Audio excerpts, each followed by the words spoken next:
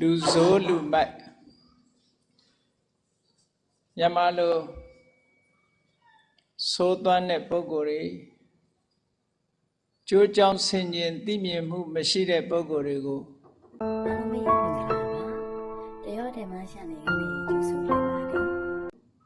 ဒီလူကလူဆိုးပဲဒီလူကလူမိုက်ပဲနဲ့ဒီစကားကိုအသုံးပြုပြီးတော့ပြောကြတယ်စကားနှစ်ရပ်ပေါင်းစပ်ပြီးတော့လူဆိုးလူမိုက်လို့မြန်မာစကားတွေမှာတွဲပြီးတော့ပြောကြတယ်လူဆိုးဆိုတာအမှုအကျင့်ဆိုးသွမ်းတဲ့ပုဂ္ဂိုလ်မျိုးကိုလူဆိုးလို့လူမိုက်ဆိုတာကြတော့မိုက်ဆိုတဲ့အဓိပ္ပာယ်ကမောင်မိုက်တယ်ဆိုတဲ့စကားမှာတွဲပြီးကြည့်မယ်ဆိုလို့ရှိရင်ကျိုးကြောင်းဆင်ញင်မှုမရှိတာအသိဉာဏ်မရှိတော့အမှန်ကန်မသိနိုင်လောက်အောင်မိုက်နေတယ်အဲ့ဒီစကားကိုယူပြီးတော့မိုက်တယ်လို့ဒီလိုပြောတာပေါ့အဲ့တော့ခုခေတ်တော့မိုက်တယ်ဆိုတဲ့စကားလုံးကအကောင်းဘက်သွားသုံးနေတာလည်းရှိတယ်ချီးမွမ်းစကားကိုဟာဒီလူကတဲမိုက်တာပဲနဲ့ပြောတဲ့စကားဟာတခါတည်းအကောင်းကိုသွားရည်ညွှန်းပြီးတော့ပြောနေတာမျိုးဖြစ်တယ်ဘန်းစကားတွေအနေနဲ့ပေါ့နော်သို့တော့မြန်မာစကားမှာလူမိုက်လို့မိုက်တယ်ဆိုတဲ့ကလေးကအကောင်းကိုပြောတာမဟုတ်ဘူးလောကမှာမှောင်တယ်မိုက်တယ်ဆိုတာဘာမှမမြင်ရတာကိုပြောတာလူဘဝရောက်လာပြီးတော့ဘာမှမမြင်တဲ့အခြေအနေထဲမှာရောက်ရှိနေတဲ့ပုဂ္ဂိုလ်ဟာမိုက်တယ်လို့ဒီလိုပြောလို့ရတာပေါ့အဲ့တော့ဒီလောကမှာဘန်းစကားတွေကတော့ရှိတာပေါ့ဘန်းစကားဆိုတာပြောင်းပြန်ပြန်ပြီးတော့ပြောတာမြန်မာပြည်မှာတင်ရှိတာမဟုတ်ဘူးနိုင်ငံသားတွေမှာလည်းပဲရှိတယ်သိကောင်းတယ်လို့ပြောခြင်းလို့ရှိရင် very bad လို့ပြောတယ်သူတို့လည်းသိဆိုးတယ်လို့ပြောင်းပြန်ပြီးတော့ပြောတာဒီမှာလည်းကောင်းတယ်ဆိုရင်မိုက်တယ်လို့ပြောတာလည်းရှိတယ်ပေါ့သို့တော့အဲ့ဒီအဓိပ္ပာယ်မဟုတ်ဘူးဒါဘာဖြစ်လို့ပြောရတာတုံးဆိုဒီကနေ့ခေတ်ကလေးတွေကမိုက်တယ်ဆိုလို့ရှိရင်အကောင်းလို့ထင်နေကြတယ်အဲ့တော့လူဆိုးလူမိုက်ဆိုတာသူ့ရဲ့အမူအကျင့်ကလည်းဆိုးစွမ်းတယ်ကြိုးကြောင်းဆင်ញင်သိမြင်မှုမရှိသည့်အတွက်ကြောင့်သူ့ဘဝဟာအမှောင်ကျနေလို့မိုက်ကန်းနေတယ်ဆိုတဲ့မိုက်တယ်ဆိုတာနဲ့နောက်ကတွဲပြီးတော့ကန်းတယ်ဆိုတာအဓိပ္ပာယ်ရှိတယ်။ဘာဖြစ်လို့တော့ဆိုရင်မှောင်းနေတယ်မိုက်နေတယ်ဆိုမမြင်ရဘူးပေါ့။မမြင်ရတော့ကန်းတယ်ပေါ့။ဒါကြောင့်မို့ဗမာစကားမှာမမြင်မကန်းဆိုတဲ့စကားလုံးနဲ့သုံးတာရှိတယ်ပေါ့။ဒီမမြင်မကန်းဆိုတာကန်းလို့မမြင်တာတော့မဟုတ်ဘူးနော်။မှောင်မိုက်နေလို့မမြင်ရဘူးသို့တော့ကန်းနေတာမဟုတ်ဘူးဆိုတဲ့အဓိပ္ပာယ်နဲ့မမြင်မကန်းလို့ဒီလိုသုံးတာလည်းရှိတယ်ပေါ့လူဆိုးလူမိုက်ဆိုတဲ့နေရာမှာဆိုးစွမ်းပြီးတော့ကြောင်းကျိုးဆင်ញင်မှုမရှိအသိဉာဏ်မရှိတဲ့လှုပ်တဲ့မလှုပ်တဲ့ခွဲခြားပြီးတော့မသိဘူးမသိသည့်အတွက်ကြောင့်လှုပ်မိရာလှုပ်ချင်ရာတွေကိုလှုပ်နေတဲ့ပုဂ္ဂိုလ်ကိုဒါလူဆိုးလူမိုက်လို့မြန်မာစကားအရတရုပ်ဖော်လို့ရတယ်ပေါ့အဲ့ဒီလူဆိုးလူမိုက်ရဲ့ပါဠိဘာသာစကားကဘာလို့ဆိုလို့ရှိရင်ဘာလတဲ့အာလုဒ္ဓိဘာလဆိုတဲ့စကားလုံးကိုသိထားကြတယ်မင်္ဂလာတုတ်ထဲမှာပါတဲ့အသေဝနာသဘာလနာဘာလကိုမပေါင်းသိရဘူးလို့မင်္ဂလာရှိခြင်းလို့ရှိရင်ဘာလကိုမပေါင်းသိရဘူးဘာလနဲ့လက်တွဲပြီးတော့မနေရဘူးဘာလနဲ့သူ့ရဲ့အမူအကျင့်တွေမကူးဆက်ပြီးတော့သူ့ရဲ့အနေအထားတွေသူလှုပ်ထားတွေလိုက်ပြီးတော့မလုပ်ရဘူးသူနဲ့ပေါင်းသင်းဆက်ဆံမှုမလုပ်ရဘူးလို့မင်္ဂလာရှိခြင်းလို့ရှိရင်မြတ်စွာဘုရားက38ပြမင်္ဂလာတရားတော်တွေမှာအရေးကြီးဆုံးနံပါတ်1အနေနဲ့ဟောထားတာအသေဝနာသဘာလအဲ့တော့ဘာလဆိုတဲ့ပါဠိစကားရဲ့အဓိပ္ပာယ်ကမပေါ်သေးဘူးမြန်မာလိုပြန်လို့ရှိရင်ပါဠနံလူမိုက်လို့ပဲပြန်တယ်ပေါ့နော်မိုက်တယ်ဆိုတာခုနပြောခဲ့တယ်လို့ပဲအမှောင်ကျနေလို့အသိဉာဏ်မရှိလို့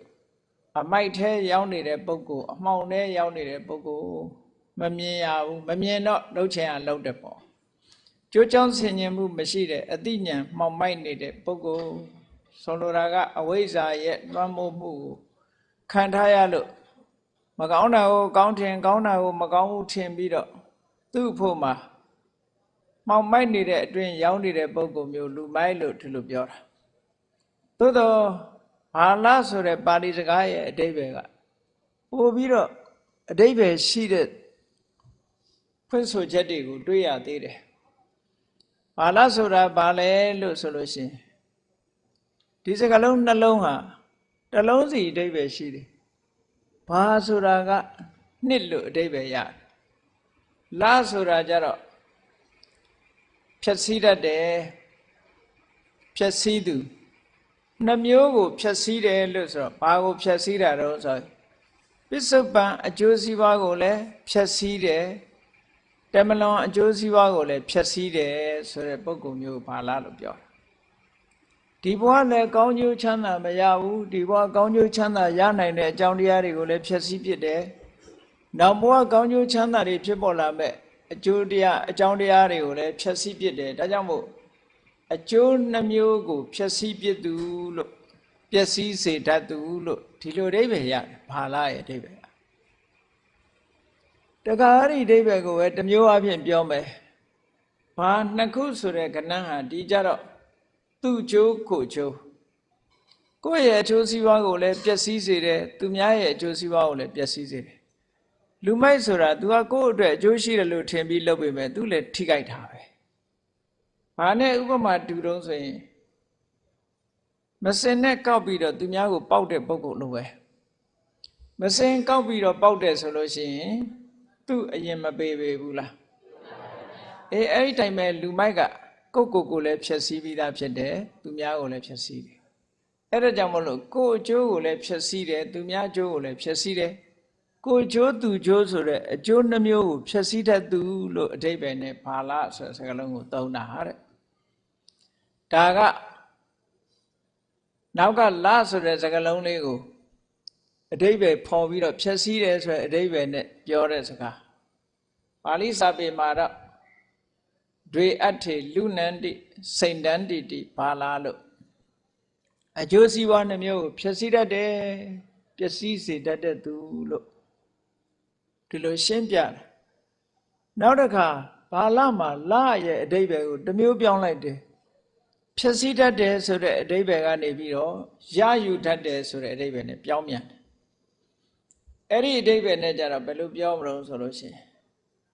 မျက်မှောက်ဘဝမှာရနိုင်တဲ့အကျိုးစီးပွားတမလွန်ဘဝမှာရနိုင်တဲ့အကျိုးစီးပွားအခုကျိုးနောင်ကျိုးအကျိုးနှမျိုးအဲ့ဒီအကျိုးနှမျိုးကိုရအောင်ယူတတ်သူကိုရအောင်ယူတတ်သူဆိုတဲ့အဓိပ္ပာယ်နဲ့အကျိုးနှမျိုးကိုအကျိုးမဲ့နှမျိုးခုဘဝအကျိုးမဲ့နောင်ဘဝအကျိုးမဲ့အခုဘဝမှာအကျိုးမဲ့နောင်ဘဝမှာအကျိုးမဲ့အကျိုးမဲ့နှမျိုးကိုရအောင်ယူတတ်သူလို့ဒီလိုအဓိပ္ပာယ်ရှိတယ်အဲ့တော့ဆိုလိုတဲ့အဓိပ္ပာယ်ကဒီဘဝလည်းအကျိုးမရှိတာကိုရအောင်ယူတတ်တယ်နောင်ဘဝလည်းအကျိုးမရှိမဲ့ဟာကိုရအောင်ယူတတ်တယ်ဆိုလိုတာကအကျိုးမဲ့ယူတယ်ဆိုတာကောင်းကျိုးချမ်းသာကိုမယူဘူးပျက်စီးရပျက်စီးကြောင်းအကျိုးကိုပဲရယူတယ်ပျက်စီးမှုဆိုတဲ့မကောင်းကျိုးကိုပဲရယူတယ်အဲ့တော့ဒီဘဝမကောင်းကျိုးနောင်ဘဝမကောင်းကျိုးဒီမကောင်းကျိုးနှမျိုးလုံးကိုရယူတတ်တဲ့ပုဂ္ဂိုလ်ကိုဘာလားလို့ဒီလိုခေါ်ပြန်တာအဲ့တော့အဓိပ္ပာယ်ကတော့ခုနအတိုင်းပဲပြန်သွားတာပဲပေါ့နောက်အဓိပ္ပာယ်တစ်ခုကဘာတော့ဆိုလို့ရှိရင်ဘာလဆိုတဲ့စကားလုံးကဗလဆိုတဲ့စကားလုံးကလာတယ်ပေါ့ဗလဆိုတာအသက်မွေးတယ်လောကမှာလူဖြစ်လာလို့ရှိရင်လူတွေဟာဘာနဲ့အသက်ရှင်ကြတယ်လဲလို့ဆိုလို့ရှိရင်အသိပညာနဲ့အသက်ရှင်ကြရတယ်လူဖြစ်လာလို့ရှိရင်လူဟာတိရစ္ဆာန်နဲ့မတူဘူးတိရစ္ဆာန်နဲ့မတူသည့်အတွက်ကြောင့်လူဖြစ်လာလို့ရှိရင်ဒါကလှုပ်တဲ့နဲ့ဒါကမလှုပ်တဲ့ဘူးဆိုတာခွဲခွဲခြားခြားသိတတ်ကြတယ်ပေါ့အဲ့ဒီလိုအ ਨੇ ဆုံးလှုပ်တဲ့မလှုပ်တဲ့ခွဲခြားသိတတ်တဲ့လူဒီစကားပြောတဲ့နဲ့ဒီစကားမပြောတဲ့ဘူးဒီအလုပ်လှုပ်တဲ့နဲ့ဒီအလုပ်မလှုပ်တဲ့ဘူးစသဖြင့်ခွဲခွဲခြားခြားသိတတ်တဲ့အသိပညာနဲ့အသက်မွေးရမယ်ဒီလူကြတော့အဲ့ဒါလို့အသက်မမွေးပဲနဲ့ထွက်လေဝင်လေလေးနဲ့ပဲအသက်ရှင်သူလို့အဓိပ္ပာယ်ရတယ် လူတိုင်းဟာနှာခေါင်းပေါက်ကအသက်ရှူနေတာပဲအသက်ရှင်နေဆိုတာအသက်ရှူနေလို့အသက်ရှင်တာပေါ့နော်အသက်ရှင်နေလို့လည်းအသက်ရှူလို့ရတယ်အသက်ရှူနေလို့လည်းအသက်ရှင်လို့ရတယ်အဲ့တော့သူ့မှာဘာမှမပါဘူးသူအသက်ရှင်နေတာဟာပညာမပါဘူးလှုပ်တင်တာမလှုပ်တင်တာခွဲခြားမသိဘူးအသက်ရှူယုံလေးနဲ့အသက်ရှင်နေသူဆိုတဲ့အဓိပ္ပာယ်နဲ့ဘာလလို့ဒီလိုသုံးတာအဲ့တော့ဒီဘာလကတော့လူဘဝရောက်လာပြီးတော့ဘာမှမသိတတ်တဲ့လူလို့အဓိပ္ပာယ်ရတယ်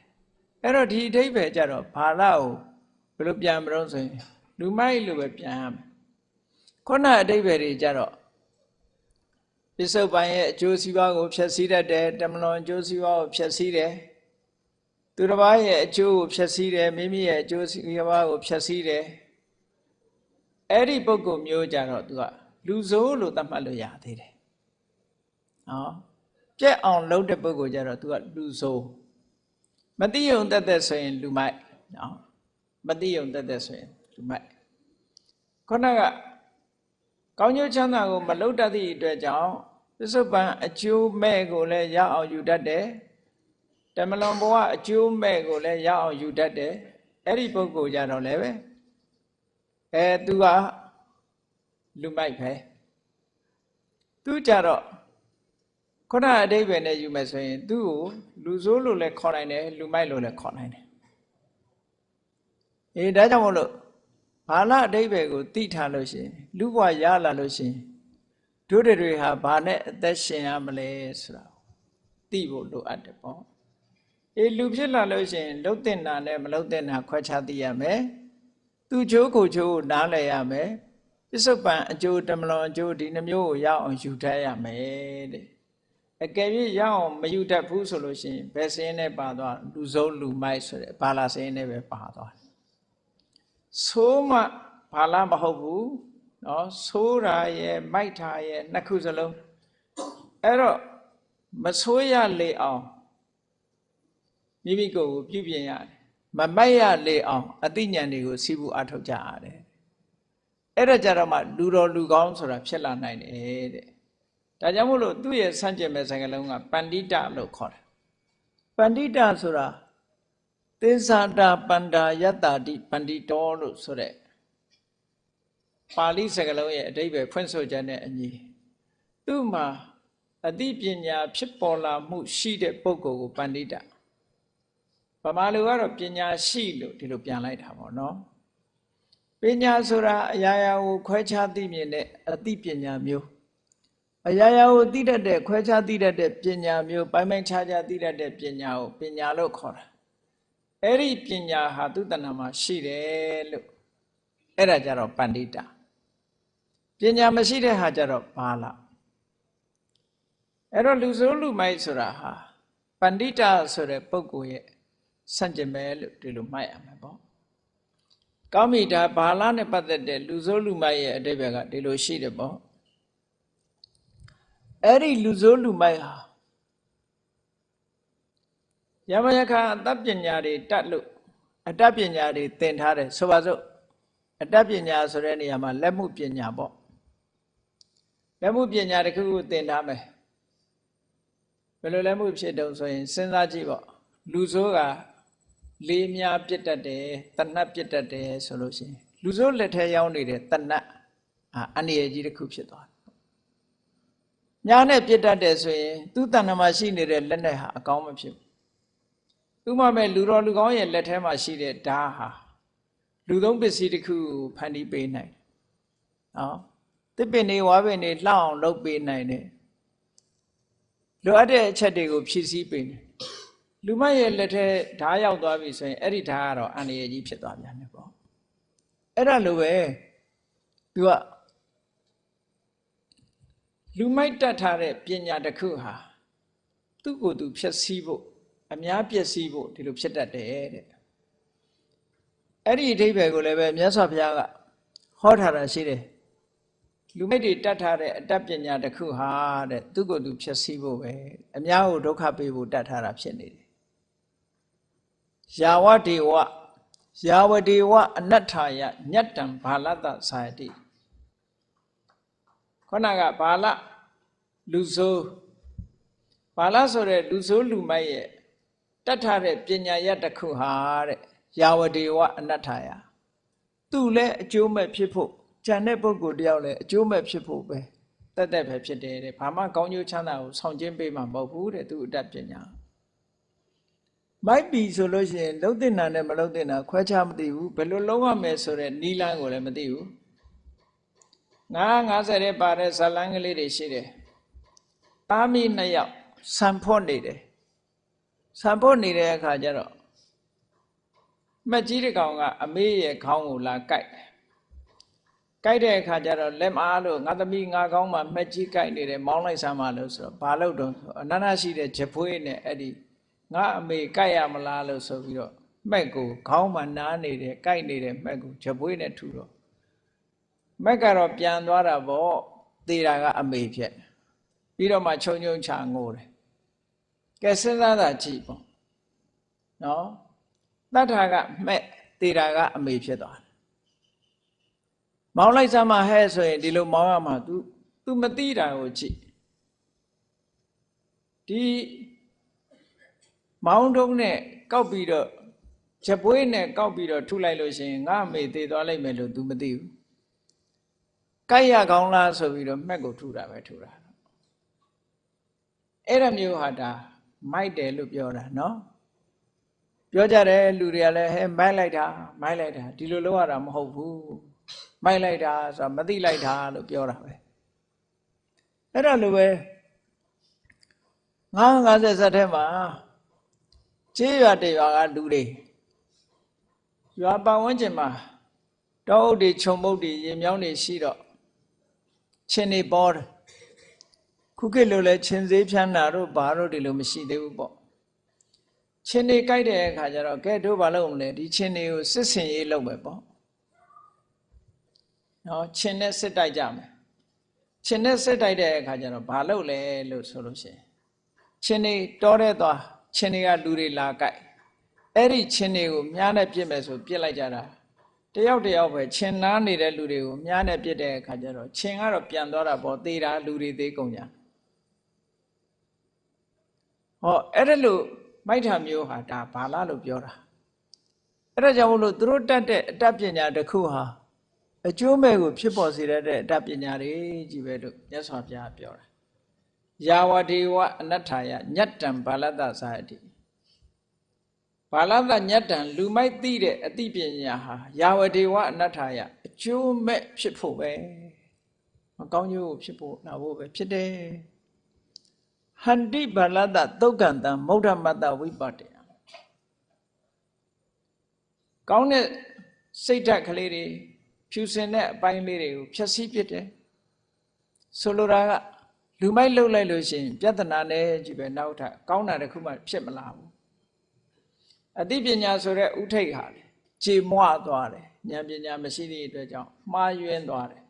ဒီလိုဆိုလိုတယ်အဲ့ဒါဘာကြောင့်ဒါကိုဟောတာတုံးလို့ဆိုတော့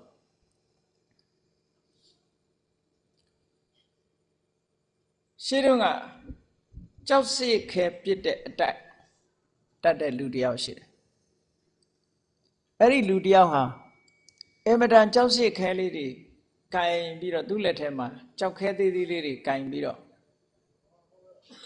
ဆန်းဆန်းကျဲကျဲတည့်ရက်ကလေးတွေကိုပုံစံအမျိုးမျိုးပေါ်အောင်သူကပြစ်ဖောက်နိုင်တယ်သူစွမ်းရည်တတ္တိကကြောက်စိတ်ခဲပြစ်တာအလွန်ကိုပညာပါတယ်ပေါ့အဲ့ဒီလူကဟိုဒီမသွားနိုင်ဘူးဒါကြောင့်မို့လို့သူဆွန့်လို့ခေါ်တယ်သူဆွန့်ဆိုတာသူများခြိပွေ့ပြီးတော့သွားမှခုခေတ်မှာဆိုလို့ရှိရင်ပိုလီယိုယောဂသမားလို့ပေါ့နော်ခြေတော့ကဟိုဒီမလှမ်းနိုင်တဲ့ပုဂ္ဂိုလ်ကိုယ့်ကိုမသွားနိုင်တဲ့ပုဂ္ဂိုလ်ဒုက္ခိတပေါ့ဒါပေမဲ့သူကလက်တန်တယ်ခဲလေးတွေကင်ပြီးတော့ပြစ်လိုက်တဲ့အခါသူကတက်အောင်ပြစ်နိုင်ဒါသူပညာပဲတနေ့ကျတော့ဘုရင်ကြီးကစကားများတဲ့ပုံနာကြီးတယောက်နာကြီးနုတို့ဒီသူဆွန့်ကိုအကူကြီးတောင်းတယ်မင်းဒီလူစကားများလောင်းအားကြီးတယ်သူပါဇက်ပေါက်ပိတ်အောင်မင်းလုံနိုင်မလားလို့ဆိုသူကပြောတယ်စိတ်ချီးတစ်ပိဿာလောက်ရရင်ရပါတယ်အလုံးသိကြတယ်စိတ်ချီးဆိုတာအလုံးကလေးတွေပဲเนาะ အဲ့ဒီစိတ်ချီတပြည်သားလောက်ရရင်သူလုပ်ပေးပါမယ်လို့ပြောအဲ့တော့ဘယ်လိုလုပ်ထားတော့ဆိုဘယင်ကြီးစီအဲ့ဒီပုံနာကြီးလာတဲ့အခါကျတော့သူ့ပါဇက်ပေါက်နဲ့ချိန်ထားပြီးတော့လိုက်ကာလေးတစ်ခုချိန်ထားတယ်အပေါက်ကလေးတစ်ပေါက်ဖောက်ထားတယ်သူ့ပါဇက်ပေါက်နဲ့တဲ့တဲ့နေရာတစ်ဖက်ကအဲ့ဒီကြောက်စိတ်ခဲပြစ်တတ်တဲ့သူဆောင်းကတစ်ဖက်ကထိုင်းနေမယ်ဟိုပုံနာကြီးကစကားပြောမယ်ပါဇက်ဟလိုက်တာနဲ့အဲ့ဒီအပေါက်ကနေပြီးစိတ်ချီတရုံပြစ်ထက်အောင်သူကစိတ်ချီလေးတွေပြစ်ထက်အောင်အဲ့ဒါနဲ့သူကလည်းပါဇက်ကိုဖွင့်လိုက်တာနဲ့တပြိုင်နက်သူများပြောခွင့်မရှိဘူးအဲ့ဒီပုံနာကြီးရောက်လာပြီးဘယင်းရှက်သူလည်းပါဇက်ဟလိုက်ရောတခွန်းပြောလိုက်တလုံးပြစ်ထက်လိုက်တခွန်းပြောလိုက်တလုံးပြစ်ထက်လိုက်အဲ့ဒါလို့သူကလည်းစကားအလွန်ပြောချင်တာစိတ်ချီပါဇက်ထဲရောက်လာစကားပြောပြတ်မှဆိုလို့မျိုးချစိတ်ချီတပြည်သားသာကုံသွားရောသူစကားပြောမရဘူးဘယင်းကြီးကအဲ့တော့ပြောရတယ်ဆရာစိတ်ချီတပြည်သားဗိုက်ထဲရောက်သွားပြီးတော့ဝန်းတို့စိတ်လေးပါလေးတောက်ပြီးတော့ဗိုက်ထဲကစိတ်ချီတွေထုတ်လိုက်အောင်လို့ပြောရတယ်အဲ့ဒီနောက်မှာတော့သူအရှက်ရသွားပြီးတော့စကားသိမ့်မပြောတော့ဘူးအဲ့ဒီသူဆွန့်ရဲ့အတတ်ပညာလည်းဘလောက်ကောင်းလို့ပါဇက်ဟရင်အမြတ်ပြစ်သွင်းနိုင်တယ်သူကထွေးထုတ်လို့မရတော့အောင်ပြစ်သွင်းလိုက်တာအကောင်နဲ့ရောက်တော့မျိုးချဖို့ပဲရှိတော့တာပေါ့စိတ်ချီလေးတွေကလည်းဆေးလုံးလေးတွေလိုပဲဒီပဲစားလည်းအတော်ပဲဆိုမျိုးချမြေပဲဆန်လေးတွေလောက်ရှိမှာပေါ့နော်အဲ့ဒါနဲ့လူတယောက်ကအဲ့ဒီတတ်ပညာကိုသဘောကျလို့အဲ့ဒီသူဆွန့်စီသွားပြီးတော့သင်တယ်ပေါ့ဆရာဒီပညာသင်ပေးစမ်းပါလို့ဆိုတော့ဟိုကမင်းမသင်ပါနဲ့တဲ့ဘာလို့သင်မှာတော့သင်မပေးကြုံနောက်ဆုံးကြတော့သူ့ကိုဝကြီးဝငယ်ပြုပြီးတော့သူသဘောကျလောက်အောင်လုပ်ပြီးတော့တောင်းပန်တိုးရှိုးတဲ့အခါနောက်ဆုံးကြတော့ခွင့်ပြုလိုက်တယ်သင်ပေးလိုက်တယ်သင်ပေးလိုက်တော့ကဲပညာရက်တွေအကုန်လုံးတတ်သွားပြီဆိုတော့မင်းပညာတွေစုံပြီပညာသွားပြီးတော့စမ်းပြီတော့ဆိုတော့ तू ကတတ်တာပညာပဲသွားစမ်းရမလို့မင်းတရိစ္ဆာန်တွေဘာတွေသွားမစမ်းနဲ့တရိစ္ဆာန်တစ်ကောင်သေလို့ရှိရင်အဲ့ဒီခေတ်ကဝိတရားဒဏ်တက်ခံရမယ်လူလဲသွားမစမ်းနဲ့လူသွားစမ်းလို့လူသေလို့ရှိရင်မင်းငွေ1000ဒဏ်တက်မယ်ဒဏ်ရိုက်ခံရလိမ့်မယ်အဲ့တော့ဆရာကအကြံပေးလိုက်တာမင်းကလေးကချေသမားတယောက်စမ်းကြည့်ပေါ့ကွာအမေဖေမရှိတရားစွဲမဲ့လူမရှိတဲ့ကလေးကချေဘယ်ဟာမှမသိသူကမှတရားမစွဲမဲ့ပုဂ္ဂိုလ်မျိုးသွားစမ်းလို့ဆိုတော့သူကစဉ်းစားလိုက်တာကလေးကချေလိုက်ရှာလိုက်တဲ့အခါကျတော့နေ့စဉ်ဖန်ဝါစင်ញ្ញသင်္ကန်းကြီးဝတ်ပြီးတော့ဖိုင်ရည်ဆုံးတဲ့အဝတ်ကြီးဝတ်ပြီးတော့သပိတ်ကြီးပိုက်ပြီးဆုံးခံလာနေတယ်တောထဲမှာတပါးတည်းနေတယ်ပစ္စေကဗုဒ္ဓသူကတော့အမေလည်းမရှိဘူးဖေလည်းမရှိဘူးသူတောထဲနေတာသူကတော့ကလေးကချေပဲသူအမေလည်းမရှိဘူးဖေလည်းမရှိဘူးသူစမ်းမှာပဲလို့ဆိုသူပစ္စေကဗုဒ္ဓကြွလာတဲ့အခါပညာစမ်းတဲ့အနေနဲ့ဘယ်နားကနေပြီးတော့နားပေါက်ထဲဝင်အောင်ပြစ်လိုက်တာခဲလေးချွန်ထက်တဲ့ခဲလေးကိုကင်ပြီးတော့ဘယ်နားပေါက်လိုက်ပြစ်လိုက်တာဟိုဘက်နားထီအောင်ပေါက်သွားတယ်လို့ပြောအဲ့ဒါနဲ့ပဲပစ္စေကဗုဒ္ဓအရှင်များယောဂဝေဒနာကြီးကျယ်ဖြစ်ပြီးတော့ပြိဋိဘံစံသွားရှာအဲ့ဒါလို့ပြိဋိဘံစံသွားတော့လူတွေကကိုယ်ဝစီကနေတဲ့လူတွေကပစ္စေကဗုဒ္ဓပြိဋိဘံစံနေဆိုနားထဲမှာခုနဒဏ်ရာနဲ့တွေ့လူတွေအုံတယ်ပေါ့လေပစ္စေကဗုဒ္ဓကိုပြိဋိဘံစံသွားတော့တကြိုကြမလို့တော့လူတွေစုဝေးရောက်လာတဲ့အခါမှာသူကပြောတာဒါငါလက်တက်စမ်းလိုက်တာပေါ့သူမနဲ့မြို့ထဲဆွမ်းခံလာတော့ငါလက်တက်စမ်းလိုက်တာနားပေါက်ထဲကိုခဲလေးတစ်လုံးပြစ်ထည့်လိုက်တာဟိုဘက်နားထွက်သွားတယ်တဲ့သူတို့ပညာလည်းအတော့အားစရာကောင်းတယ်မြတ်စွာဘုရားလက်ထက်တုန်းကလည်းပဲဒီလိုပဲယဟန်နှစ်ပါးဆွမ်းခံသွားရင်ကမ်းခြေတစ်ခုကနေဖြတ်သန်းသွားလိုက်တဲ့အခါကျတော့ကောင်းကင်ယံမှာဟင်းသာခုခေတ်ဝမ်းဘဲတွေပေါ့တောဘဲခေါ်တာပေါ့အဲ့ဒီဟင်းသာနှစ်ကောင်ကပြန်လာဟင်းသာဆိုတာအမြဲတမ်းသူကအတွဲလိုက်လေးနေတယ်ဟင်းသာနှစ်ကောင်ပြန်လာတဲ့အခါကျတော့အဲ့ဒီယဟန်နှစ်ပါးထဲမှာတစ်ပါးကကြောက်စိခဲပြစ်တတ်တဲ့အတတ်ရှိတယ် သူအတက်တက်တတ်တော့သူကဘာပြောလို့ဆိုအဲ့ဒီဟင်းသာနှစ်ကောင်မှာတဲ့ငါဟင်းသာနှစ်ကောင်ဒီမျက်လုံးတစ်ဖက်ကနေပြီးဟိုဘက်မျက်လုံးတစ်ဖက်ဒီဟင်းသာတစ်ကောင်ကိုသူပြစ်ချပေးနိုင်တယ်ပေါ့ခဲနဲ့ဆိုတော့တပါးကိုတော့မဖြစ်နိုင်ဘူးတဲ့အပြောမကြီးနဲ့အပြောမကြီးနဲ့မဟုတ်ဘူးငါဒီဘက်မျက်လုံးကပြစ်လိုက်ရင်ဟိုဘက်မျက်လုံးကထွက်သွားအောင်ငါပြစ်နိုင်တယ်လို့ပြောအဲ့ဒါလို့ပြောပြီးတော့သူကြိုက်တဲ့ကြောက်စစ်ခဲလေးတစ်ခုကိုကောက်ကင်ပြီးတော့လက်ထဲမှာစကြည့်ပြီးခဲလေးနှလုံးကောက်ကင်လိုက်ပြီးတော့ခဲတစ်လုံးကိုပြစ်တင်လိုက်တာခဲကဝှီးကနေဆိုပြီးတော့ဟင်းသာကောင်ရဲ့နောက်ကျောကနေဖြတ်သွားတော့ဟင်းသာကလန့်ပြီးတော့ဘာသာနှုံးဆိုလှဲ့အကြည့်လိုက်မှဒီဘက်ခဲတစ်လုံးကနောက်မျက်လုံးတစ်လုံးကိုပြစ်လိုက်တယ်သူပြောတဲ့အတိုင်းပဲမျက်လုံးတစ်လုံးကနေဖောက်ပြီးဟိုဘက်မျက်လုံးတစ်လုံးပေါက်ပြီးထွက်သွားပြီဟင်းသာဟာသူတို့ချေရင်မှာကောင်းကင်ယံကကြာလာတယ်ဟုတ်ဒါသူတို့ပညာရက်ကလည်းအဲ့ဒါလောက်ထိအောင်စွမ်းတယ်ပေါ့နောက်အဲ့ဒီယဟန်ကိုဝိုင်းကဲ့ရဲ့ရှုပ်ချပြီးတော့ဒါဟန္တဂါတကဝုထုစာရှိတယ်ပေါ့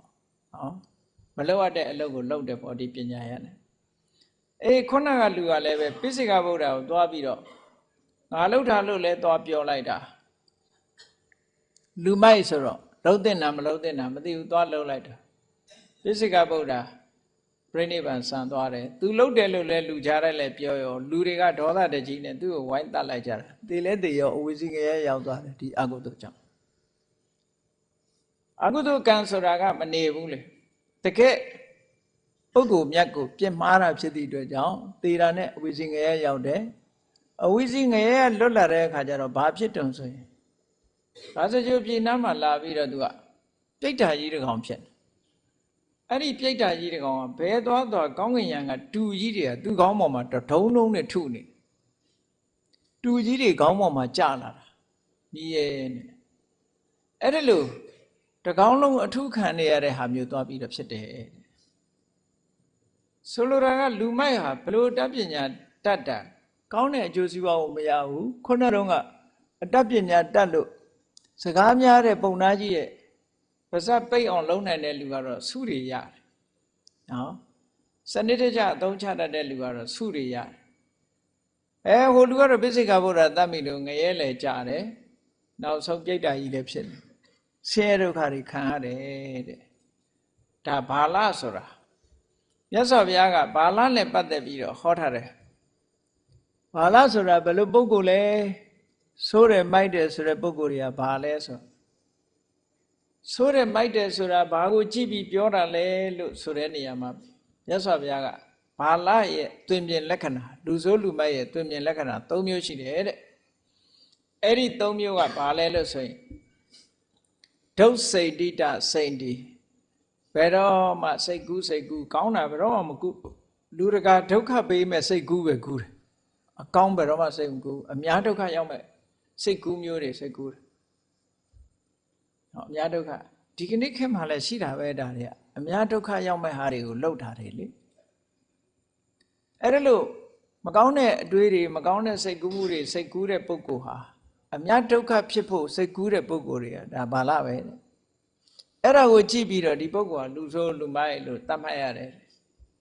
နောက်တစ်ခုစကားကပြောတဲ့အခါမှာလည်းပဲအကောင်းဘယ်တော့မှမပြောဘူးတဲ့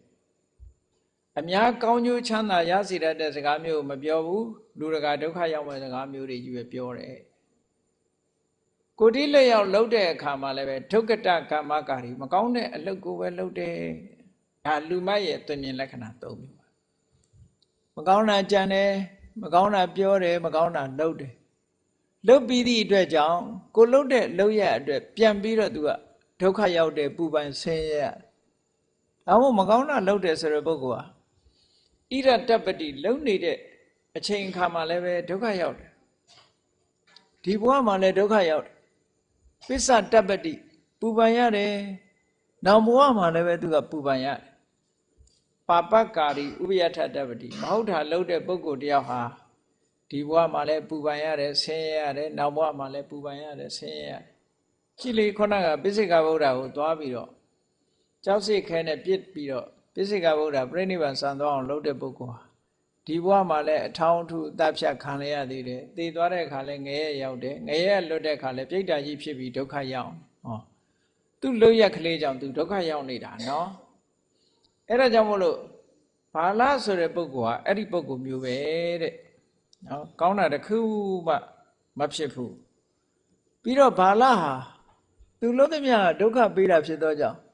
သူကတော့သူ့ကိုယ်သူကိုသူ့အတွက်အကျိုးရှိလိမ့်မယ်လို့ထင်တယ်ဒါပေမဲ့သူ့ရဲ့လုပ်ရက်တွေဟာသူ့ရဲ့ရန်သူတွေကြီးပဲအကုန်လုံးဘာလို့ဘာပြောသူပြောသမျှသူလုံးသမျှကိစ္စတွေဟာသူ့ရန်သူပဲတစ်ချိန်ကြာလို့ရှိရင်သူ့ရဲ့လုပ်ရက်တွေကသူ့ကိုပြန်ပြီးတော့ဒုက္ခပေးသွားမှာအဲ့ဒီလိုဘာလာမျိုးอ่ะရှိတယ်လောကမှာလူဆိုးလူမိုက်ဆိုတာ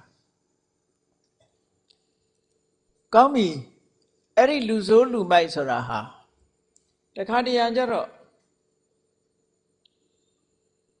မိုက်ပြီဆိုတဲ့ကောင်ကပညာသိပေးလို့မရအောင်မိုက်တဲ့ကောင်ရှိတယ်ဆိုးတဲ့ကောင်ကလည်းပြင်ပေးလို့မရတော့ဆိုးတာရှိတယ်လူဆိုးလူမိုက်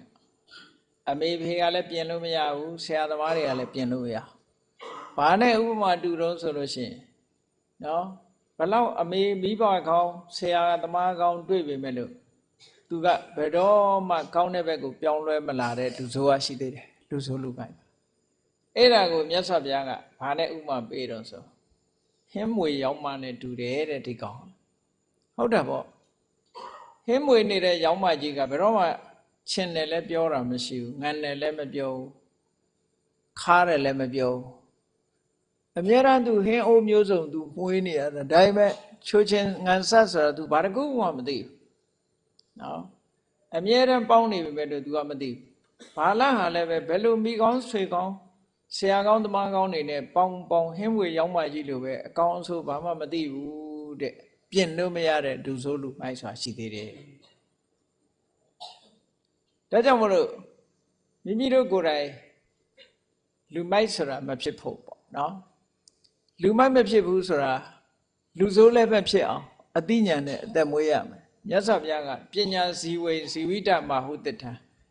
လူဘဝရလာတယ်ဆိုလို့ရှိရင်အသိပညာနဲ့အသက်မွေးရမယ်တဲ့အသိပညာနဲ့အသက်မွေးတာဟာအကောင်းဆုံးပဲအရာရာမှာအကောင်းဆုံးအကြောင်းကျိုးစဉ်းစားဆင်ခြင်ပြီးတော့နေထိုင်ရမယ်ဒါကြောင့်မလို့တရားနာကြရတယ်ဆရာသမားတွေရဲ့အဆုံးအမကိုခံကြရတယ်စာပေကျမ်းဂန်တွေဖတ်ရှုကြရတယ်လေ့လာကြရတယ်ဆုံးမဩဝါဒတွေနာယူကြရတယ်ဘာဖြစ်လို့တော့အခုလိုလူဆိုးတို့လူမိုက်တို့ဘဝကလွတ်ကျွတ်အောင်လို့ဒီလိုပြောတာနော်အသိဉာဏ်ရှိလာလေလေလူမိုက်ဘဝကလွတ်လေလေလူမိုက်ဘဝကလွတ်လေလေလူဆိုးဆိုတာမဖြစ်လာတော့ဘူးပေါ့လူဆိုးဆိုတာမဖြစ်လာတော့ဘူးဒီလောကမှာလူတွေကအဆိုးအကောင်းတို့အကျိုးအကြောင်းတို့နားမလဲတော့ဘူးဆိုလို့ရှိရင်လူဘဝရတဲ့အခါမှာဘာတွေနဲ့အသုံးချတတ်တုံးလူတွေကလူရဲ့စိတ်ဟာပပတ္တမိန်ရမတိမနောလို့ဆိုတဲ့အတိုင်းလူရဲ့စိတ်ဟာမကောင်းတဲ့အလုပ်တွေပေါ်မှာမွေးလျော်တယ်ပြောပိုက်တယ်ဥပမာဆိုတော့တရားနာလာဖို့ရနဲ့ပွဲကြည့်သွားဖို့ရပေါ့ဒီနှစ်ခုပဲရှင်းကြည့်ပေါ့ပွဲကြည့်သွားဖို့ကြတော့လွယ်လွယ်ကူကူသွားနိုင်တယ်ဘာလို့ရှိစိတ်ကိုကလေဒါလူတိုင်းတော့မတူဘူးပေါ့တပည့်တော်တို့ကတော့ပွဲမကြည့်ပါဘူးတရားပဲနာတာပါဆိုတဲ့လူလည်းရှိမှာပေါ့ဒါတော်တော်လေးပြုပြင်ထားလို့ကောင်းလာတဲ့သဘောပဲကိုယ့်ကိုယ်ကျင့်အားရမှာပဲနော်ကိုယ့်ကိုဒါဒီဘဝတည်းပြုပြင်ထားတာဟုတ်ချင်မှာဟုတ်ဘဝကကြိုက်လာလို့နော်ကောင်းတဲ့စိတ်ဓာတ်တွေမွေးလာလို့ဒီလိုဖြစ်တယ်တာမန်အားဖြင့်ပြောမယ်ဆိုလို့ရှိရင်ပွဲကြည့်ဖို့နဲ့တရားနာဖို့ဆိုလို့ရှိရင်ပွဲကြည့်ဖို့ပဲစိတ်ပါဖို့ရှိတယ်တရားနာဖို့ဆိုတာအလွန်ခဲနေပေါ့အလွန်ခဲနေဘာဖြစ်လို့ခဲနာတော့လို့မေးလို့ရှိရင်ပပတ္တမေရမတိမနောလူဘဝဆိုတာလူတွေရဲ့စိတ်ဆိုတာမကောင်းတဲ့ပဲအကျင့်ကြီးပါနေတာလွယ်တယ်လေရေစုံနဲ့ရေဆံပဲဟာလွယ်တော့ဆိုလို့ရှိရင်ရေစုံရတာလွယ်လေးပဲအသာပြီးတက်ကလေးတင်ပြီးတော့လေပေါ်မှာထိုင်လိုက်သူကသူမျောတော့မှာပဲရေဆံတက်ကြတော့အဲ့လိုလုံးလို့မရဘူးတက်တစ်ချက်ရက်လို့မရဘူးပြန်မျောသွားတယ်အဲ့ဒါကြောင့်မို့လို့မြတ်စွာဘုရားရဲ့တရားကောင်းတဲ့အလုပ်တွေဆိုတာရေဆံနဲ့အလားတန်တူတယ်အမြဲတမ်းလှော်ခတ်နေရတယ်အမြဲတမ်းကြိုးစားအထုတ်နေရ ကြိုးစားအထောက်မှုမရှိဘဲနဲ့သူ့ဘာသူတော့ဖြစ်မလာဘူးလို့ဒီလိုပြောတာနော်အေးလောကမှာ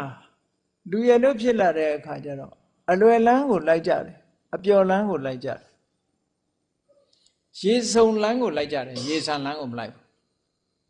ပျော်ရာကိုရှာကြတယ်တော်မဲ့ရာကိုမစင်စားဘူးတော်ရာကိုစဉ်းစားပြီးလှုပ်တဲ့လူဆိုတာလက်တဆုပ်စာလေးရှိတာနော်ကဘာမှာလူဦးရေမြောင်များစွာရှိတဲ့ထဲမှာစဉ်းစားကြည့်အနည်းငယ်လေးတင်ရှိတာအနည်းငယ်လေးပဲရှိတယ်အဲ့ဒီမှာလောကမှာလူဆိုတာကောင်းတာလဲလုံးမိတာရှိတယ်မကောင်းတာလဲလုံးမိတာရှိတယ်တန်တရားမှာတခါတခါစိတ်ကောင်းလေးဝင်လို့ကောင်းတာတွေကိုလုံးလိုက်ကြတယ်စိတ်ဆိုးစိတ်မိုက်ဝင်လိုက်တဲ့အခါမကောင်းတာတွေလုံးမိတယ်ပရိစ္ဆသမုပ္ပါဒ်မှာမြတ်စွာဘုရားဟောထားတာရှိတယ်အဝိဇ္ဇာပစ္စယသင်္ခါရတဲ့အဝိဇ္ဇာဆိုတာမသိမှုတွေမသိတာဘာတော့ဆိုအမှန်တရားကိုမသိတာလုံးတင်တာကိုမသိတာမလုံးတင်တာကိုမသိတာလုံးတင်တာနဲ့မလုံးတင်တာခွဲခြားမသိရင်ဒါဘာဖြစ်တယ်လုံးတင်တာကိုမလုံးတင်ဘူးလို့ထင်မယ်မလုံးတင်တာကြတော့လုံးတင်မယ်လို့ထင်တယ်အဲ့ကြတော့လုံးတယ်ဒါသဘာဝပဲလုံးတင်မလုံးတင်မသိဘူးကိုထင်တဲ့အတိုင်းလုံးလိုက်တယ်အဲ့ဒါလိုပဲအဝိဇ္ဇာရှိနေတဲ့ပုဂ္ဂိုလ်တယောက်ဟာကုသိုလ်လဲတစ်ခါတစ်ခါလှုပ်လိုက်တာလှုပ်တဲ့နဲ့ထင်လို့လှုပ်တာလည်းရှိတယ်အကုသိုလ်လည်းလှုပ်လိုက်တယ်လှုပ်တဲ့နဲ့ထင်ပြီးတော့လှုပ်တာကုသိုလ်ကြတော့လှုပ်တဲ့နဲ့မထင်လို့မလှုပ်ဖဲနေတာလည်းရှိတယ်ဥပမာဘာနဲ့တူတုံးဆိုလို့ရှိရင်မျက်စိနှစ်ကွင်းအလင်းမရတဲ့လူတယောက်ဟာခီးသွားတဲ့အခါကျရမယံခါချောလို့သူသွားတဲ့လမ်းလေးကဖြောင်းတဲ့ခါဖြောင်းသွားတယ်မဖြောင်းတဲ့ခါလည်းမဖြောင်းဘူးတဲ့ဒါဝိသုဒ္ဓိမက်မှာဒီဥပမာလေးပေးထားတယ်လမ်းညွန်ပြမဲ့ပုဂ္ဂိုလ်မပါတဲ့မျက်စိနှစ်ကွင်းအလင်းမရတဲ့ပုဂ္ဂိုလ်ဟာရမယံခါလမ်းဖြောင်းတယ်ရံကိုင်ပန်ယံခါလမ်းမဖြောင်းဘူးတဲ့လမ်းမှားပြီးရောက်တတ်တယ်အဲ့ဒါလိုပဲအဝိဇ္ဇာရှိနေတဲ့ပုဂ္ဂိုလ်တယောက်ဟာယမယံခါကောင်းတဲ့ဘက်ကိုရောက်သွားပြီယမယံခါဆိုးတဲ့ဘက်ကိုရောက်သွားတယ်အကောင်းတဲ့ဘက်ကိုရောက်လာတဲ့အခါကျတော့အကောင်းကျိုးချမ်းသာလေးတွေရလိုက်တယ်အဆိုးဘက်ကိုရောက်သွားတဲ့အခါကျတော့ဒုက္ခတွေတွေ့ရပြန်တယ်ပေါ့တန်တရားကြီးတဲ့မှာဒီလိုပဲစခန်းသွားလာကြတာအကောင်းဖြစ်လိုက်အဆိုးဖြစ်လိုက်အိန္ဒိယနိုင်ငံဗာရာဏသီမြို့မှာတငယ်ချင်းတထေးသား၄ယောက်ရှိတယ်တော်တော်ခင်ခင်မင်မင်အရာရာမှာလက်တွဲပြီးတော့နေကြတယ်ပတ်စံချမ်းသာတဲ့သားသမီးတွေပေါ့ပတ်စံချမ်းသာတဲ့သားသမီးတွေတထေးသား၄ယောက်တငယ်ချင်းဆိုတော့ခုခေတ်လည်းရှိတာပဲလေချမ်းသာတဲ့ပုဂ္ဂိုလ်တွေအချင်းချင်းပြန်လည်လက်တွဲအပေါင်းအသင်းနေနဲ့နေကြထိုင်ကြအဲ့ဒါလို့နေထိုင်ရင်းကနေပြီးတော့သူတို့တငယ်ချင်းတွေဆိုတော့စကားစမိရပြောကြတာပေါ့အမေဖေတွေကမရှိတော့ဘူးထမရဲ့သူတို့ပစ္စည်းဥစ္စာတွေသူတို့လက်ထဲအကုန်ရောက်တယ်ပိုက်ဆံတအားချမ်းသာတယ်ချမ်းသာတော့တို့ဒီပိုက်ဆံတွေတစ်သက်သုံးမကုန်ဘာလို့ကြမလဲပေါ့တို့သိချမ်းသာတယ်ဘဝမှာ